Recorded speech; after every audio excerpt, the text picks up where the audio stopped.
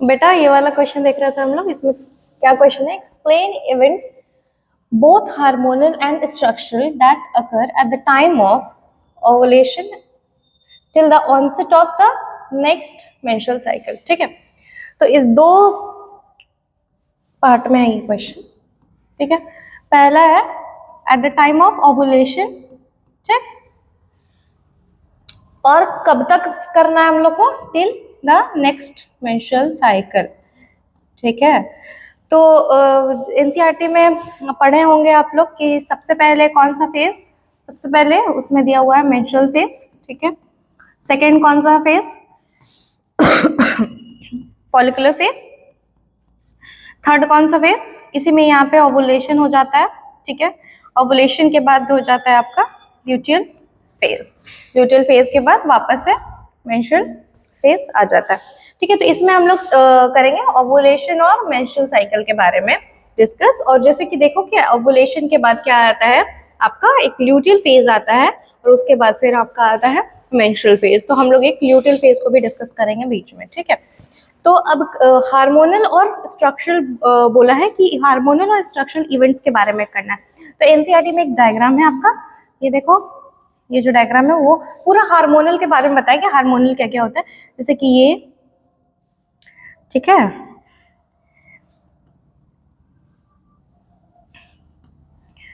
कभी कभी क्या होता है ना कि एमसीक्यू में भी ऐसा डायग्राम बना देता है और आप लोग को बोलता है कि बताइए क्या है। ठीक है, ये थोड़ा ऐसे होगा, ये थोड़ा ऐसे नीचे से जाके ऐसा होगा। ठीक है, ऐसे देख लेना। एलएच है ये है एफएसएच, ये है एस्ट्रोजन, क्योंकि दो पीक होता है इसमें प्रोजेस्टेरोन। इस सबसे आसान जो आइडेंटिफाई करने का टेक्निक है एस्ट्रोजन का, दो पीक होगा तो आप आइडेंटिफाई कर सकते हैं कि एस्ट्रोजन है वो। ठीक है, अब देखो, अब इसमें हम लोग हार्मोनल इवेंट्स देखते हैं। ओवुलेशन के टाइम में हार्मोनल इवेंट्स क्या होता है? एलएच सर्ज होता है, एफएसएच भी पीक पे होता है, एस्ट्रोजन भी पीक पे होता है, और प्रोजेस्टेरॉन जो होता है एट द मिड लेवल होता है, जो प्रोजेस्टेरॉन आगे जाके बढ़ता है। कब? ये ल्यूटियल फेज में बढ़ता है प्रोजेस्टेरॉन। ठीक है, फिर ल्यूटियल फेज में हार्मोन का क्या होगा? पहले हम लोग क्या देख रहे हैं? हार्मोन का देख रहे हैं। ठीक है, हार्मोन का देख रहे हैं। तो ओवुलेशन टाइम देखे कि एलएच बढ़ा, एफएसएच बढ़ा, एस्ट्रोजन भी बढ़ा, और प्रोजेस्टेरॉन एक पीक नहीं पकड़ा। प्रोजेस्टेरॉन एक मिड फेज में था। ल्यूटियल फेज में क्या देखेंगे कि एलएच अपना वापस से सेम लेवल पे आ गया, एफएसएच भी सेम लेवल पे आ गया, एस्ट्रोजन भी थोड़ा पीक है एस्ट्रोजन का, क्योंकि एस्ट्रोजन जो होता है वो कहाँ से सिक्रीट होता है? फॉलिकल सिक्रीट करता है एस्ट्रोजन। तो इसीलिए जो ग्राफियन फॉलिकल बनता है वो, उसके बाद जो ओवम रिलीज हो जाता है, तो ग्राफियन फॉलिकल का जो रेमनेंट बनता है, जो कॉर्पस लूटियम बनाता है, वो क्या सिक्रीट करता है? प्रोजेस्टेरॉन। तो इसीलिए प्रोजेस्टेरॉन का भी पीक होता है ल्यूटियल फेज में। अब मेंस्ट्रुअल साइकिल, जब मेंस्ट्रुअल साइकिल क्या होता है? मेंस्ट्रुअल साइकिल 1 to 5 डेज का साइकिल होता है। इसमें क्या होता है कि जितना भी सारा हार्मोन्स होता है वो अपने लोवेस्ट लेवल पे होते हैं। तो हम लोग हार्मोन को डिस्कस कर लिया, अब हम लोग स्ट्रक्चर डिस्कस करेंगे। स्ट्रक्चर क्या क्या होता है? ओवुलेशन के टाइम क्या होता है कि जो फॉलिकल डेवलपमेंट होता है ओवम में, फॉलिकल डेवलपमेंट आपका, सेकंड क्या हम लोग डिस्कस कर रहे हैं? स्ट्रक्चरल के बारे में। स्ट्रक्चरल के बारे में अगर डिस्कस करेंगे तो क्या डिस्कस करेंगे हम लोग? फॉलिकल्स के बारे में डिस्कस करेंगे, ओवरी में फॉलिकल, और एक और करेंगे हम लोग इंडोमेट्रियम के बारे में डिस्कस करेंगे। ठीक है, तो फॉलिकल का क्या होगा कि फॉलिकल डेवलप होगा। ओवुलेशन के टाइम क्या होता है कि फॉलिकल्स जो होता है वो डेवलप होते रहता है, बिकॉज एलएच भी सर्ज है, एफएसएच का भी सर्च है। एफएसएच का full form follicle stimulating hormone है, तो फॉलिकल का भी डेवलपमेंट कराएगा। एलएच है तो ल्यूटिनाइजिंग हार्मोन है, तो ये ओवुलेशन कराता है आपका। ठीक है, उसके बाद फिर अब हम लोग देख लिए कि स्ट्रक्चरल में आपका फॉलिकल का क्या हुआ। अब हम लोग देखेंगे कि स्ट्रक्चरल में इंडोमेट्रियम का क्या होगा। इंडोमेट्रियम का क्या होगा? ओवुलेशन टाइम इंडोमेट्रियम होगा वो थिकेस्ट नहीं होता है, थिक होता है। ठीक है, ताकि जब भी ओवम अगर रिलीज हो, अगर वो फर्टिलाइज हो तो वो उसको इम्प्लांट कर सके। ठीक है, अब ल्यूटियल फेज में क्या होगा? ल्यूटियल फेज में जब कॉर्पस लूटियम प्रोजेस्टेरॉन करेगा तो प्रोजेस्टेरॉन जो सीक्रेट होगा वो इंडोमेट्रियम का लाइनिंग को बहुत अच्छे से मेंटेन करके रखेगा। अगर प्रेगनेंसी होता है तो कॉर्पस लूटियम में रह जाएगा, अगर प्रेगनेंसी नहीं होता है तो कॉर्पस लूटियम कॉर्पस अल्बिकेंस बन जाता है और जो डिग्रेड हो जाता है आगे जाके। और इस वजह से अगर प्रेगनेंसी नहीं होता है तो मेंस्ट्रुअल फेज हमारा आता है, क्योंकि इंडोमेट्रियम का लाइनिंग वो शेड हो जाता है। तो हम आपको बता दिए। अब ल्यूटियल फेज में अगर फॉलिकल का देखोगे तो फॉलिकल का ल्यूटियल फेज में कॉर्पस लूटियम बनता है। तो वो आप लोग लिख दोगे। मेंस्ट्रुअल साइकिल में फॉलिकल का डेवलपमेंट क्या होता है कि ज्यादा नहीं होता, but follicle start to develop होता है, तो फॉलिकल का वैसे लिखोगे। मेंस्ट्रुअल साइकिल बता ही दिए कि इंडोमेट्रियम का क्या डेवलपमेंट होता है, तो इंडोमेट्रियम बहुत थिन होगा, ल्यूटियल फेज में इंडोमेट्रियम थिकेस्ट होगा। तो ये हो गया आपका, ये पूरा 3 मार्क्स का क्वेश्चन है, तो उसके हिसाब से लिख के आइएगा। बता दिया क्या क्या लिखना है, कैसे कैसे लिखना है, ठीक है। अब इसी जो हम बताए उसको आप लोग को बस आप अपने वर्ड्स में करके आके लिखना है बेटा, रटना नहीं है, ठीक है। बायोलॉजी हमेशा रटने का नहीं होता, समझने का भी होता है। हार्मोन तो समझने का ही, ठीक है, तो समझ के आप लिख के आना। अब नेक्स्ट क्वेश्चन देखते हैं। 11th question, draw level diagram of the embryonic stage that gets implanted in the human female leading to pregnancy. अब बेटा कौन सा एम्ब्रियोनिक स्टेज होता है, तो हम लोग को पता है बहुत सारे स्टेजेस होता है, मोरुला, ब्लास्टुला, अर्ली ब्लास्टुला, ये सब स्टेजेस होता है, बट जो स्टेज जो इम्प्लांट होता है वो कौन सा स्टेज इम्प्लांट होता है बेटा, ब्लास्टोसिस्ट स्टेज इम्प्लांट होता है, जिसमें आउटर लेयर होता है ट्रोफोब्लास्ट का, इनर लेयर में इनर सेल मास होता है, ठीक है। ये इनर सेल मास यही आगे जाके इंडोडर्म, एक्टोडर्म, मेसोडर्म बनाता है। इंडोडर्म, एक्टोडर्म, मेसोडर्म जो बनता है उससे ही पूरा बॉडी डेवलप होता है, और जो ट्रोफोब्लास्ट लेयर बनता है वो प्लासेंटा बनाता है, जो एट द टाइम ऑफ जो हमारा पार्चुरेशन होता है प्लासेंटा को हम हटा देते हैं, ठीक है। तो बेटा लेवल डायग्राम हो गया, इसमें ट्रोफोब्लास्ट, इनर सेल मास को हो गया। अगर आप लोग एनसीईआरटी में तो नहीं दिया है, बट ट्रोफोब्लास्ट आके जाके भी 2 लेयर में बनाता है, साइटोट्रोफोब्लास्ट और सिंट्रोफोब्लास्ट। इतना इंपॉर्टेंट नहीं है, बट ठीक है, ऐसा जनरल इन्फॉर्मेशन आप जान सकते हो, ठीक है। Diagram of embryonic stage that gets implanted in the human female leading to pregnancy हो गया। बेटा ये रिवीजन वीडियो है, ये मत सोचना कि ज्यादा फास्ट जा रही है मैम, ठीक है। रिवीजन वीडियो है, क्वेश्चन वीडियो है, इसी वजह से फास्ट जाना पड़ेगा। अब देखो, mention the role of following. अब किसका किसका रोल, प्लासेंटा और 3 जर्म लेयर का हम लोग को रोल देखना है। अब देखिए ये वाले स्लाइड में हम बताए थे कि जो ट्रोफोब्लास्ट है वो क्या बनाता है, प्लासेंटा बनाएगा, इनर सेल मास क्या बनाएगा, जर्म लेयर। तो नेक्स्ट क्वेश्चन वही पूछ लिया आपका कि role of the following, placenta और 3 जर्म लेयर का रोल क्या है। पहले तो ये बताओ कि प्लासेंटा कैसे बना है, तो पहले वाले स्लाइड में देखो कि प्लासेंटा किससे बना है, ट्रोफोब्लास्ट से बना है। तो प्लासेंटा बना ट्रोफोब्लास्ट। प्लासेंटा का रोल क्या है बेटा, तो रोल है आपका जितने भी, जैसे कि एम्ब्रियो है, तो एम्ब्रियो खुद से तो बेटा सिक्रीट नहीं कर पाएगा, हमारे पास एक्सक्रीटरी ऑर्गन है, हमारे पास कोई भी ब्रीदिंग का ऑर्गन है एम्ब्रियो के पास अभी तो नहीं है। लंग्स उसका उतना डेवलप नहीं है, जब तक उसका वो बाहर इन्वायरमेंट में नहीं आता है लंग्स डेवलप नहीं होता है उसका, लंग्स फंक्शनल नहीं होता, डेवलप तो हो जाता है, फंक्शनल नहीं होता। तो एम्ब्रियो बेटा क्या करेगा, प्लासेंटा कैसे बनेगा, जो ट्रोफोब्लास्ट का लेयर है ना, जो इनर सेल मास हो वो तो छोड़ दो, इनर सेल मास क्योंकि जब ट्रोफोब्लास्ट का लेयर होता है तो ये बनाता है ऐसे विलाई बनाएगा बेटा। और जो यूट्रस होता है मदर का, ठीक है, यूट्रस होता है मदर का, तो ये जो चीज है वो यहाँ पे फंडस पे होता है, ठीक है, फंडस पे होता है। ये मत समझ लेना कि ये बॉडी में है, आपको यूट्रस का तो लेयर पता होगा ना, फंडस है, ये फैलोपियन ट्यूब है, ये तुम्हारा बॉडी है, ये सर्विक्स है। तो ये है ना पूरा ब्लास्टोसिस्ट, ये यहाँ पे होता है। तो ये जो यूट्राइन टिश्यू है ना बेटा, ये यूट्राइन टिश्यू ऐसे इसके साथ इंटरडिजिटेशन मीन्स ऐसे इंटरलॉक हो जाता है, ठीक है। जब इंटरलॉक होगा ना बेटा, तो यही चीज को हम लोग बोलते हैं प्लासेंटा, ठीक। बहुत बच्चों को कंफ्यूजन होता है कि प्लासेंटा क्या है, अम्बिलिकल कॉर्ड क्या है, तो आज हम प्लासेंटा आप लोग को बता दिए, ठीक है। ये देख लो, ये देखो प्लासेंटा है, ठीक है। ये है तुम्हारा, ये क्या है, यूट्राइन टिश्यू, ठीक है। ये क्या है, कोरियोनिक विलाई, जो ट्रोफोब्लास्ट लेयर से बनता है। अब प्लासेंटा का हमको रोल पूछा है, आपको रोल बस बताना है, फॉर्मेशन नहीं बताना है क्योंकि लेंदी हो जाएगा। 2 मार्क्स का क्वेश्चन है क्योंकि बस प्लासेंटा और 3 जर्म लेयर के बारे में पूछा है, 2.5 मार्क्स का था शायद, ठीक है। तो प्लासेंटा के बारे में लिखेंगे कि placenta helps in removal of waste products, placenta help in exchange of gases, placenta help in excretion. 3 point ऐसे लिख दिए। 3 जर्म लेयर, अब जर्म लेयर कौन कौन सा है बेटा बताओ, कौन कौन सा, एंडोडर्म, मेसोडर्म, एक्टोडर्म, ठीक। अब एक और चीज, मैम आप एक्टोडर्म पहले क्यों नहीं लिखी, क्यों बेटा, क्योंकि सबसे पहले एंडोडर्म, फिर मेसोडर्म, फिर एक्टोडर्म। एनसीईआरटी नहीं बताया है ये चीज, फिर भी आप लोग को हम बता रहे हैं। सबसे पहले डेवलपिंग लेयर एंडोडर्म। एंडोडर्म क्या डेवलप करता है, जो भी इंटरनल ऑर्गन है ना, एंडोडर्म डेवलप करता है। मेसोडर्म क्या डेवलप करता है, एम से मेसो, एम से मसल्स, ठीक है। मेसोडर्म क्या डेवलप करेगा, मसल्स। एक्टोडर्म क्या डेवलप करेगा, स्किन डेवलप करेगा, नीज डेवलप करेगा, ये सब डेवलप कर देता है। तो रोल हो गया आपका ये, ठीक है। अब नेक्स्ट क्वेश्चन पे चलते हैं। Name the embryonic stage that gets implanted in the uterus, explain the process of implantation in the human female. अब देखो इससे पहले ही वाले में हम बता दिए कैसे इम्प्लांट होता है, इंटरडिजिटेशन, फिर भी इसमें वापस से बता देते हैं, ठीक है। कौन सा एम्ब्रियोनिक स्टेज? तो सबसे पहले ब्लास्टोसिस्ट स्टेज बना लो, ठीक है। नेम बोल रहा है, ड्रॉ मत करने लगना, ये बस समझाने के लिए ड्रॉ कर रहे हैं। नेम तो लिखना सबसे पहले कौन सा स्टेज, तो ब्लास्टोसिस्ट स्टेज लिखना, ठीक है। And gets implanted in the uterus. Explain the process of implantation in the human female. अब implantation कैसे होता है बेटा? तो implantation जब blastocyst stage, this blastocyst stage gets implanted in the fundus of the uterus. Now the trophoblast layer forms the chorionic villi. It gets interdigitated with the uterine endometrium. Then it forms the placenta, which helps in exchange of the nutrients and exchange of the gases also. Now this is the process of implantation, ठीक है। ज्यादा नहीं लिखना है, इतना लिख के खत्म कर देना है, पूरा बता दिया, ठीक है। नेक्स्ट है mention the site where fertilization of the ovum occurs in a human female, explain the process of fertilization and mention how polyspermy is prevented.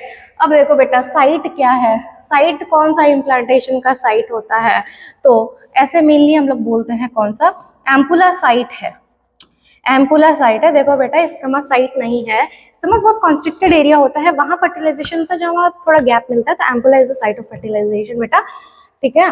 Site of fertilisation, बहुत कोई को कंफ्यूजन होता है, एम्पुला लिखना सीधा सीधी, ज्यादा स्टमक मत लिखना, ठीक है। और the ovum occurs in a human female, explain, ठीक है। अब क्या करना है, फर्टिलाइजेशन बता दिए कौन सा साइट है, उसके बाद फिर अकर्स इन ह्यूमन फीमेल में बता दिया कौन सा साइट है। अब क्या करेंगे, explain the process of fertilization. Fertilization कैसे होता है बेटा, तो ओवम आता है, ठीक है, स्पर्म आता है, पहले पता होगा कि स्पर्म का कैपेसिटेशन होता है, उसके बाद ही फर्टिलाइज कर पाता है, बिना कैपेसिटेशन के स्पर्म फर्टिलाइज करने का कैपेबिलिटी नहीं रखता है। स्पर्म का कैपेसिटेशन हो गया बेटा, तो स्पर्म क्या करेगा, बाहर में है इसका कोरोना रेडियाटा, अंदर का लेयर को बोलते हैं जोना पेलोसिडा। स्पर्म क्या करेगा बेटा, इसको पेनिट्रेट करेगा, इसके पास एक्रोसोम होता है, एक्रोसोम में बहुत सारा एंजाइम होता है, कौन सा एंजाइम होता है, हियालुरोनिडेज एंजाइम होता है, ये नहीं भी लिखोगे तो चलेगा ज्यादा, हियालुरोनिडेज। देखो बेटा, स्पेलिंग अच्छे से लिख दे रहे हैं तुम लोग को, हियालुरोनिडेज,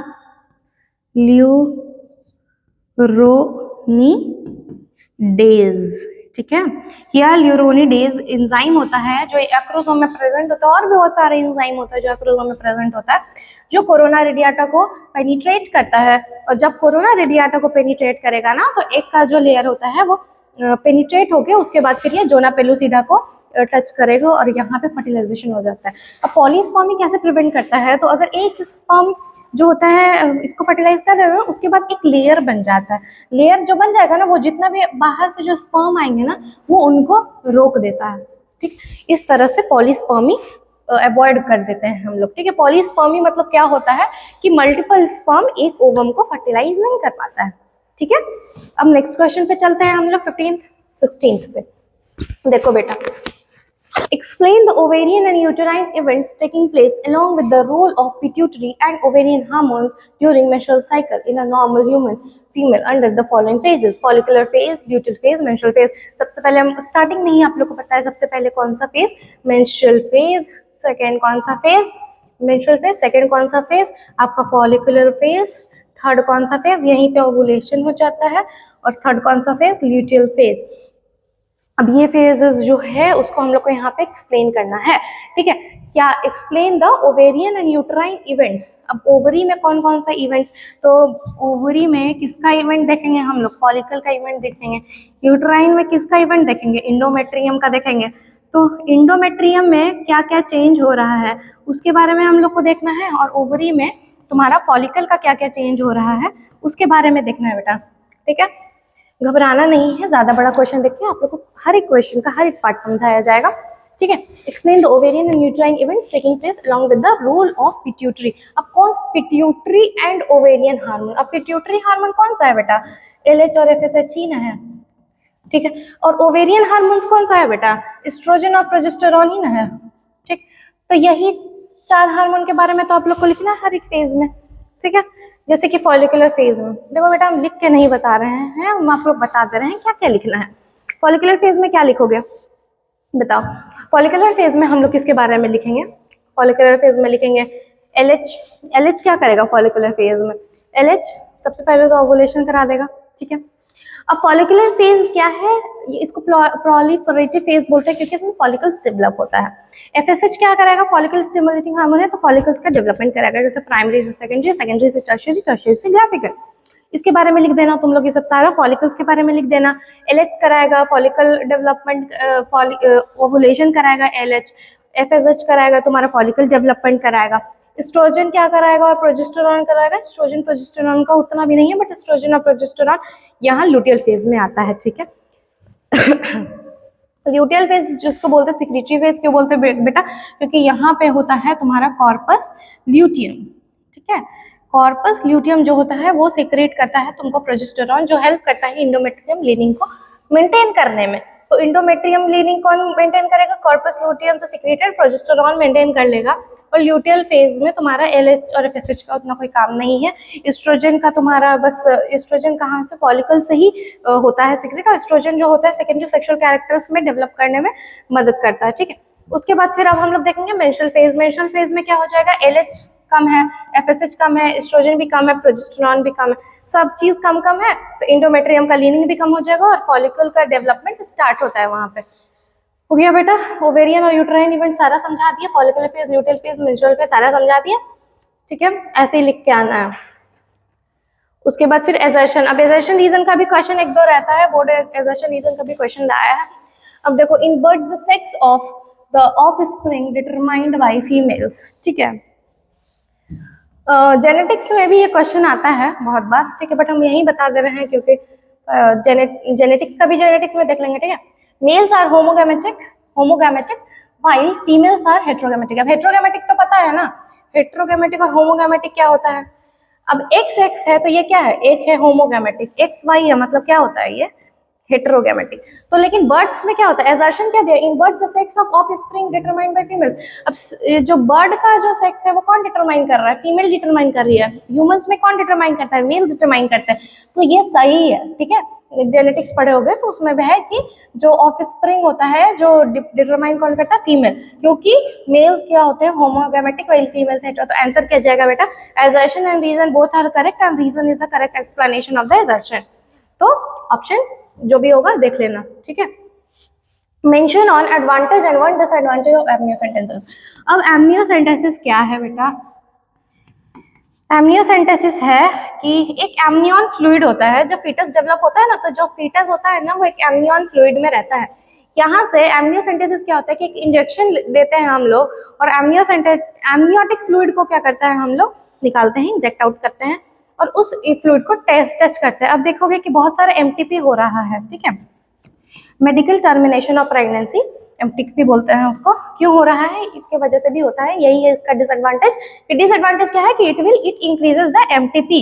तो डिसएडवांटेज हो गया है, क्यों, क्योंकि बहुत कोई को पता चल जाता है कि ये मेल चाइल्ड है, ये फीमेल चाइल्ड है, तो बहुत अभी भी सोशल स्टिग्मा के वजह से फीमेल चाइल्ड बहुत नहीं रखना चाहते हैं, इस वजह से बहुत डेथ हो जाता है, मतलब न्यूबॉर्न का डेथ करवा देते हैं ड्यूरिंग जेस्टेशन ही, ठीक है। तो इसी वजह से जो एक डिसएडवांटेज, एडवांटेज क्या है बेटा कि एमनियोटिक फ्लूइड जब निकालेंगे ना तो बहुत सारा डिजीजेस होता है, जैसे डाउन सिंड्रोम हो गया, सिकल सेल एनीमिया हो गया, हीमोफीलिया हो गया, ये सब का हम लोग को पता चलता है, ठीक है। तो एक एडवांटेज बोला, हम आपको 3 एडवांटेज बता दिए, Down syndrome, sickle cell anaemia, haemophilia, ये सब का बताने में मदद करता है कि कोई भी जो फीटस है किसी कोई उसको बीमारी तो नहीं है, तो वो हम पता करते हैं एमनियोसेंटेसिस से। नेक्स्ट क्वेश्चन पे चलते हैं।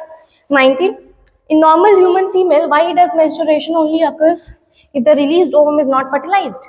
menstrual क्यों ही होता है जब फर्टिलाइजेशन नहीं है। नॉर्मल ह्यूमन फीमेल में देखो कभी कभी मेंस्ट्रुअल से स्ट्रेस की वजह से भी नहीं आता है, लेकिन नॉर्मली क्या होता है कि जब फर्टिलाइजेशन नहीं होता है ना, तो why does menstruation only occurs if released ovum is not। Normal female में मेंस्ट्रुएशन तभी क्यों होता है जब ओवम नहीं फर्टिलाइज क्यों नहीं होता है, क्योंकि भाई कॉर्पस लूटियम जो होता है ना वो डीजेनरेट हो जाता है। कॉर्पस लूटियम ये सिक्रीट करता है प्रोजेस्टेरॉन जो इंडोमेट्रियम लीनिंग को मेंटेन करके रखता है। जब नहीं होता है तुम्हारा क्या बोले फर्टिलाइजेशन नहीं होता है, तो ये कॉर्पस लूटियम जो होता है वो डीजेनरेट कर जाता है, तो प्रोजेस्टेरॉन नहीं मिलता है उतना सफिशिएंट अमाउंट में, तो तुम्हारा जो इंडोमेट्रियम लीनिंग जो होता है वो डिग्रेड हो जाता है। तो इस वजह से नॉर्मल फीमेल में क्या होता है कि फर्टिलाइजेशन नहीं होता है तो मेंस्ट्रुअल आ जाता है, ठीक है। यही है, एक्सप्लेन यही करना है, कॉर्पस लुटियम के बारे में लिखना है पूरा। State the role of corpus luteum during menstrual cycle, pregnancy. Menstrual cycle में कोई रोल है कॉर्पस लुटियम का? कॉर्पस लुटियम नहीं है तब मेंस्ट्रुअल साइकिल होता है, तो absence of corpus luteum occur menstrual cycle. Pregnancy में क्या है कि कॉर्पस लुटियम रहेगा तभी प्रेगनेंसी हो पाएगा, क्योंकि इंटरमेटियम लिंक को वो मेंटेन करता है। अगर इंटरमेटियम लिंक शेड होते लगेगा ना बेटा प्रेगनेंसी में, तो टर्मिनेशन ऑफ प्रेगनेंसी हो जाएगा, ठीक है। इस वजह से it is very important for the corpus luteum to maintain during the pregnancy, यही है रोल, ठीक है। ज्यादा नहीं, 2 मार्क्स का क्वेश्चन है, बस एक एक रोल 2-2 लाइन में लिख देना है, खत्म बात। Where does fertilization occurs in a human female? Explain the process of fertilization. कहाँ होता है फर्टिलाइजेशन? बता दिए भाई, फेलोपियन ट्यूब में होता है, वहां पे भी अगर होगा तो एम्पुला में होगा। अब explain the process of fertilization. Process of fertilization भी हम बता चुके हैं, ये रिपीटेड क्वेश्चन हो गया। ओवम हो गया, स्पर्म आएगा, ओवम रिलीज होगा, स्पर्म आएगा, स्पर्म फर्टिलाइज करेगा। अब जब फर्टिलाइज करेगा तो यहाँ किसमें कोरोना रेडिएटा है, जोना पेलुसिडा है, फर्टिलाइज करेगा। कैसे फर्टिलाइज करेगा? एक्रोसोम में बहुत सारे एंजाइम्स होता है, हियालुरोनिडेज एंजाइम होता है जो उसको फर्टिलाइज करने में मदद करता है उसको। फिर उसके बाद क्या बनेगा? जाइगोट बनेगा। जाइगोट से क्या बनेगा? जाइगोट में क्लीवेज होगा। क्लीवेज से क्या बनेगा? मोरुला बनेगा। मोरुला से क्या बनेगा? ब्लास्टोसिस्ट बनेगा। और जो ब्लास्टोसिस्ट स्टेज होता है वो जाके इम्प्लांट हो जाएगा और वो बना जाएगा एम्ब्रियो। ठीक है बेटा, हो गया। प्रोसेस ऑफ फर्टिलाइजेशन बता दिया तुम लोग को। देखो ये लास्ट क्वेश्चन है, ठीक है, बहुत बड़ा क्वेश्चन है, देख के घबराना नहीं है। ऐसा क्वेश्चन आ जाता है कभी कभी। Read the following passage and answer the questions.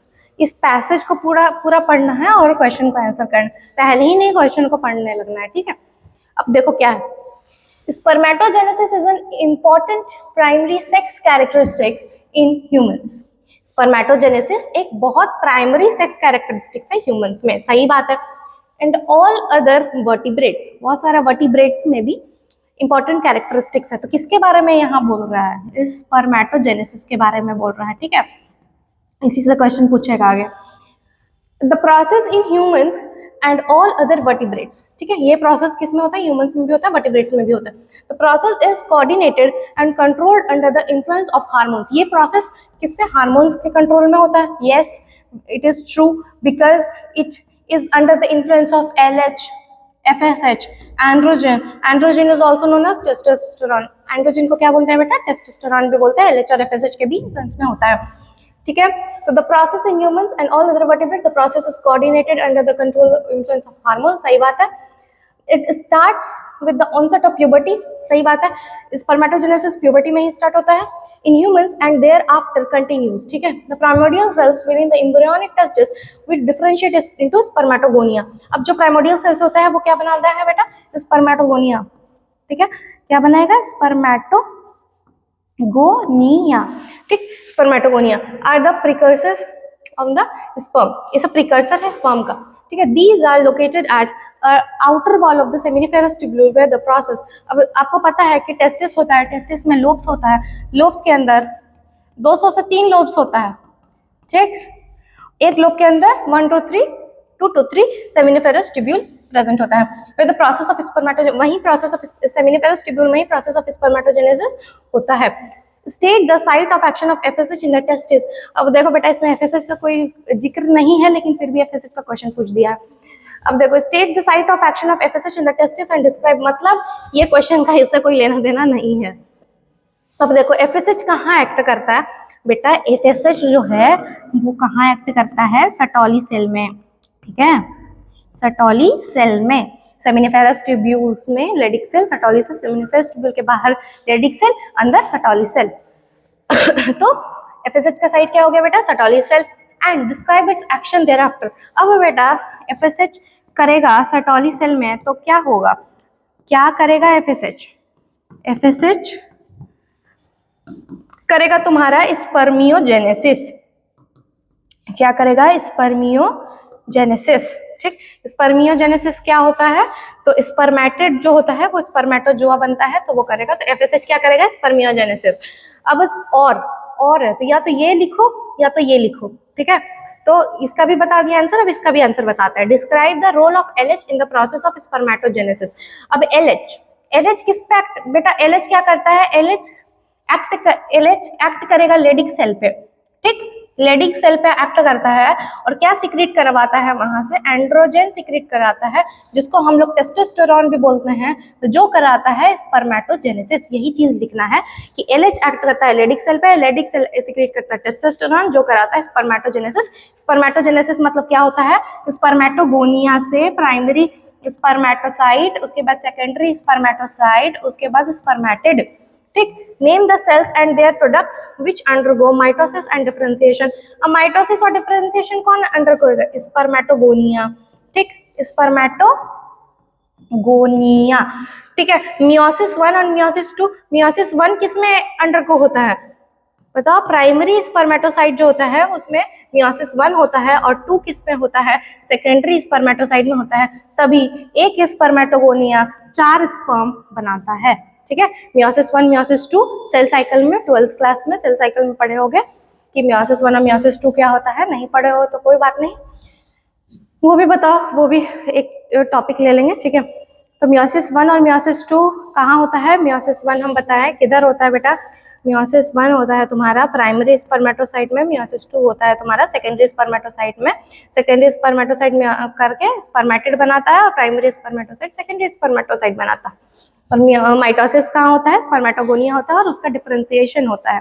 ठीक है, स्पर्मेटोगोनिया में भी बहुत सारा माइटोसिस होगा ना, तो वो प्राइमरी स्पर्मेटोसाइट बनेगा। और कुछ प्राइमरी स्पर्मेटोसाइट मियोसिस 1 अंडरगो करता है, कुछ प्राइमरी स्पर्मेटोसाइट मियोसिस 1 अंडरगो करता है, और कुछ माइटोसिस भी अंडरगो करता है, तभी अपना सेल नंबर बढ़ाता है। ठीक है, तो आप लिखते हैं डिफरेंशिएशन मतलब क्या होता है बेटा, कि साइज बढ़ेगा, साइटोप्लाज्म बढ़ेगा, तो उसी को बोलते हैं डिफरेंशिएशन, नंबर बढ़ेगा उसको बोलते हैं डिफरेंशिएशन। ठीक है, चलो खत्म हो गया। ठीक है, तो जितना भी क्वेश्चन है 22 क्वेश्चन है, बहुत इंपॉर्टेंट क्वेश्चन है सारा। ठीक है, हम लोग सारा क्वेश्चन डिस्कस कर दिए हैं हम लोग। ठीक है, इसको अगर तुम लोग को पीडीएफ चाहिए कमेंट करो, पीडीएफ में मिल जाएगा। लाइक करो, सब्सक्राइब करो, फॉलो करो। ठीक है बेटा, थैंक यू।